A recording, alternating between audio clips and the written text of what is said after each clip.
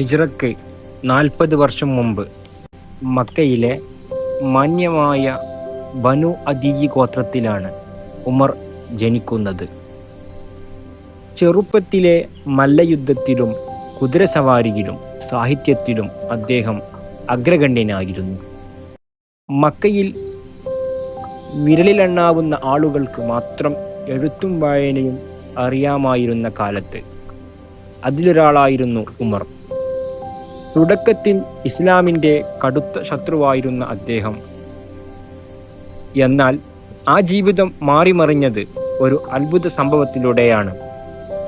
പ്രവാചകൻ മുഹമ്മദ് നബി സല്ലല്ലാഹു അലൈഹി വസല്ലം വധിക്കാൻ വാളൂരിറങ്ങിയ ഉമർ വഴിമധ്യേ അറിയുന്നത് സ്വന്തം സഹോദരി ഫാത്തിമ ഇസ്ലാം സ്വീകരിച്ചു എന്നാണ്.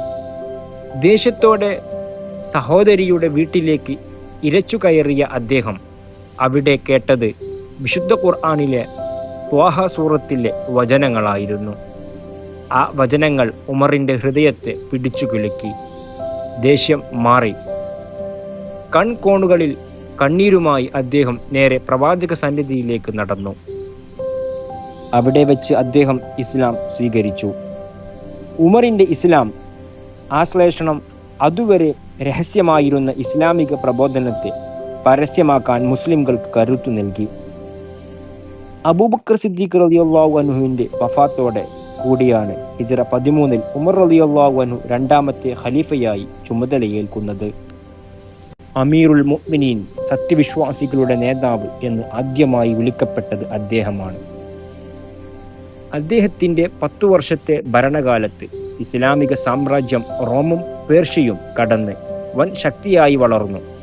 എന്നാൽ ആ വലിയ സാമ്രാജ്യത്തിൻ്റെ ഭരണാധികാരി ഉറങ്ങിയിരുന്നത് ഒരു ഈത്തപ്പനയോല പായയിലായിരുന്നു. അദ്ദേഹത്തിൻ്റെ നീതി പ്രശസ്തമായിരുന്നു.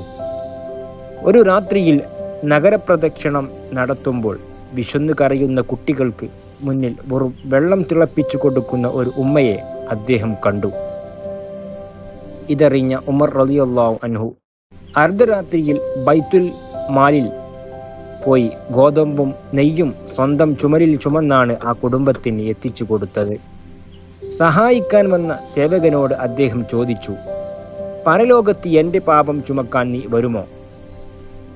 വെറുമൊരു ഭരണാധികാരി എന്നതിനപ്പുറം ലോകം കണ്ട മികച്ചൊരു അഡ്മിനിസ്ട്രേറ്റർ കൂടിയായിരുന്നു ഉമർ റളിയല്ലാഹു അൻഹു.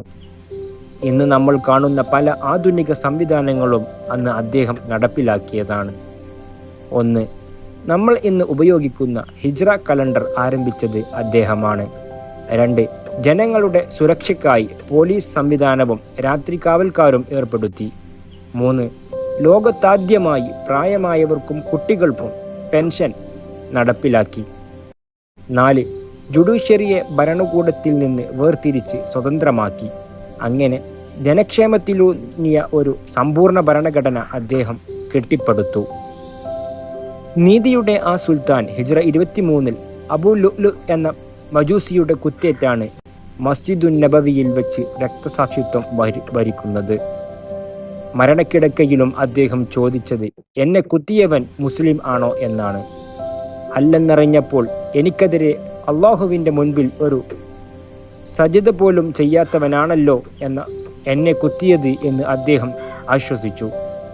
സ്വന്തം അധികാരത്തിൽ അഹങ്കരിക്കാതെ ജനങ്ങളുടെ കണ്ണീരൊപ്പിയ ആ നീതിമാന്റെ ചരിത്രം ഇന്നും ലോകത്തിന് ഒരു പാഠപുസ്തകമാണ്. ഈ ചരിത്രം നിങ്ങൾക്ക് ഇഷ്ടമായെങ്കിൽ വീഡിയോ ലൈക്ക് ചെയ്യാനും സുഹൃത്തുക്കളിലേക്ക് ഷെയർ ചെയ്യാനും മറക്കരുത്. കൂടുതൽ യഥാർത്ഥ ചരിത്രങ്ങൾക്കായി ഈ ചാനൽ സബ്സ്ക്രൈബ് ചെയ്യുക.